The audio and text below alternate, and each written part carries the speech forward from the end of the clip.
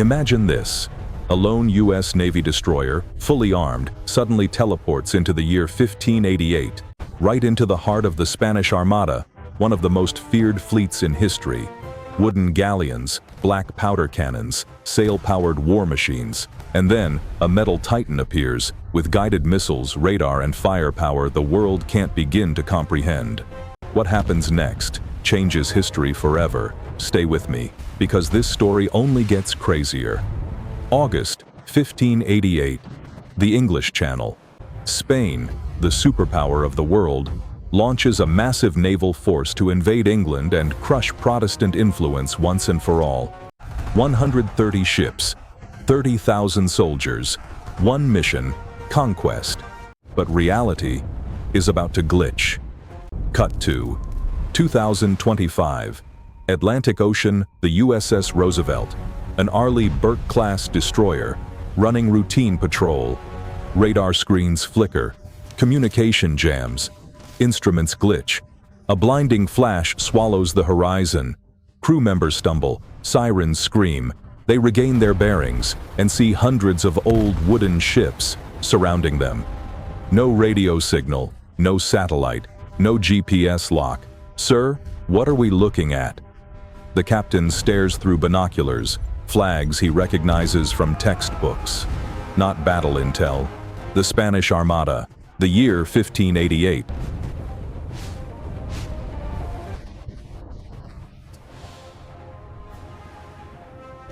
Launch missiles, 5-inch Mk-45 naval gun, close-in weapon systems that fire 4,500 rounds per minute, helicopters, drones, anti-ship missiles, radar that sees beyond the horizon.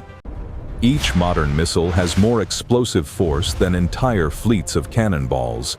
Meanwhile, Spain's greatest warships, a few culverin cannons, inaccurate at long range, wooden hulls, vulnerable to fire, slow, hard to maneuver. This isn't a fair fight. It's technology separated by over 400 years. To the Spanish, the steel destroyer might as well be a sea dragon sent by the devil.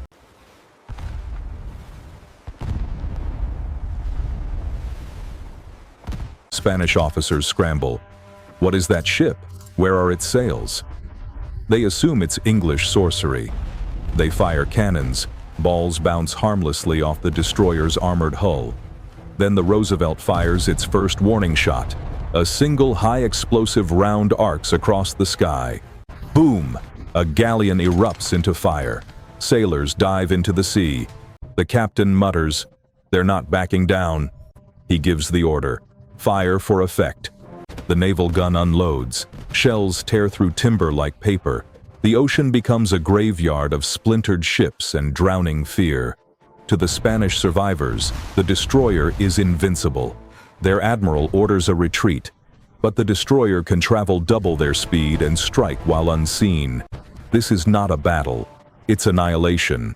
The captain faces a moral crisis. If they help England, they may permanently alter the future they came from. If they help Spain, they risk empowering a brutal empire. But England is about to lose everything. This destroyer's arrival is England's miracle. They move to support the English fleet.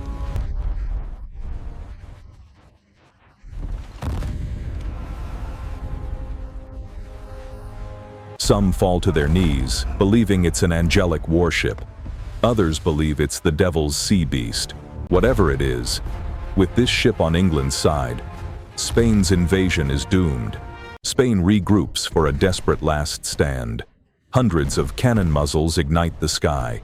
But the destroyer's radar-guided missile system tracks every major warship. Missiles launch, smoke trails twist into the clouds, explosions tear fleets into burning debris. Humanity has never seen fire like this. This isn't gunpowder. This is guided destruction. Spanish morale shatters. Sailors pray louder than they fight.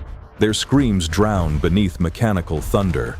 The Armada, the pride of Spain, ceases to exist. England is saved. History has diverged. But the destroyer is not a god forever.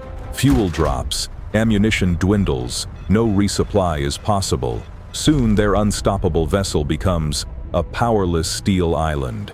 England realizes this weakness. A weapon without modern fuel is only a legendary trophy. They seize the ship, imprison the confused American crew, and attempt to reverse engineer the technology. They fail, of course, but not before learning ideas centuries early. Ironclad hulls, steam power concepts, propellers, advanced navigation theories. England weaponizes knowledge. Over decades, England uses stolen insight to build iron-hulled ships by the 1600s, industrialize 100 years early, dominate global trade routes, crush European rivals.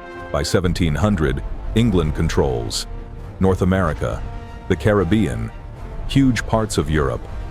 Even early jets and primitive rockets are theorized. The United States may never be born. Spanish culture collapses faster. French and Dutch exploration evaporates. Colonial borders redraw forever. Human history rewritten by a single mistake of physics. To this day, in this alternate timeline, old sailors still whisper, the day a steel beast from the future came roaring with fire and thunder and crowned England queen of the oceans. A destroyer whose name dies with its crew, buried in history's deepest secret. A story of ultimate power with catastrophic consequences. One ship changed the entire world. If you enjoyed this alternate history mission, hit subscribe so you never miss the next one.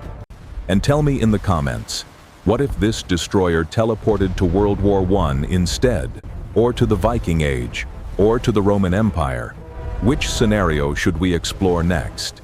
This is Battle Paradox, and history is just our battlefield. See you in the next war.